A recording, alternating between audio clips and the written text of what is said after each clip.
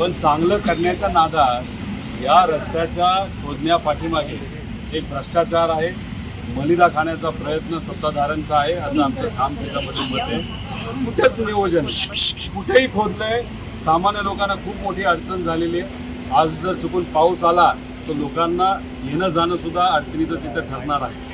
आता याच्या मागे काय भ्रष्टाचार, कशा पद्धतीने भ्रष्टाचार केला पुढच्या काही दिवसांमध्ये मी बोलणारच आहे।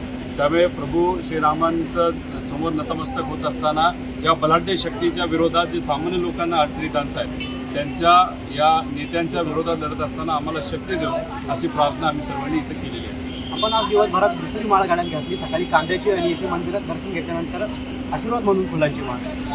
कसं आहे, याच्यातून एक संदेश फार स्पष्टपणे जातो, लोकांच्या हितासाठी तुम्ही लढलात। जसं आम्ही सगळेजण मिळून सकाळी रस्त्यावर उतरून लोकांच्यासाठी तिथं लढत होतो, आम्हाला पोलीस स्टेशनला सुद्धा पिंजऱ्यामध्ये टाकून तिथं नेलं आणि मग त्यावेळेस आमच्या गळ्यामध्ये कांद्याची माळ म्हणजे शेतकऱ्यांनी आणि सामान्य लोकांनी कष्ट केलेल्या ज्या काही गोष्टी असतात त्या कष्टाचं एक प्रतीक म्हणून ती माळ होती। त्यांच्यासाठी लढलो, काही प्रमाणात यश आलं आणि यश आल्यानंतर प्रभू श्रीरामांचं दर्शन घेण्यासाठी आल्यानंतर त्यांच्या चरणी अर्पण केलेली एक फुलाची हाळ ही आमच्या गळ्यामध्ये घातल्यात आली। त्याचा अर्थ माणुसकीसाठी तुम्ही लढलात तर प्रभू श्रीराम असतील आणि सगळेच देव आणि सर्व ईश्वरी ताकद आणि अध्यात्म हे आपल्याबरोबर असतं हे कुठे सिद्ध होतं। पण देवापुढे हात जोडले, नमस्कार केला, डोळे मिटले होते, काय मागितले? यंदा पाऊस येणार नाही असं सांगण्यात येतं। त्यामुळे प्रभूंच्या पुढे नतमस्तक होऊन त्यांना विनंती केली, प्रार्थना केली की जे काय अंदाज काढलेत पावसाचे ते सगळे खोटे ठरू दे,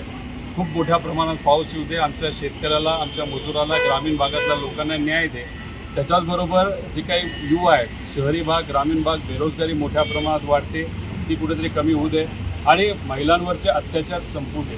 आणि ही जी बलाढ्य शक्ती पुढे आहे आर्थिक दृष्टिकोनातून ईडी, CBI ह्या सगळ्या गोष्टी करून आमचा आवाज, मीडियाचा आवाज दाबण्याचा जे लोक प्रयत्न करत आहेत या बलाढ्य शक्तीच्या विरोधात लढण्याची आम्हाला शक्ती देऊ अशी मी प्रभूंच्या चरणी प्रार्थना केलेली आहे।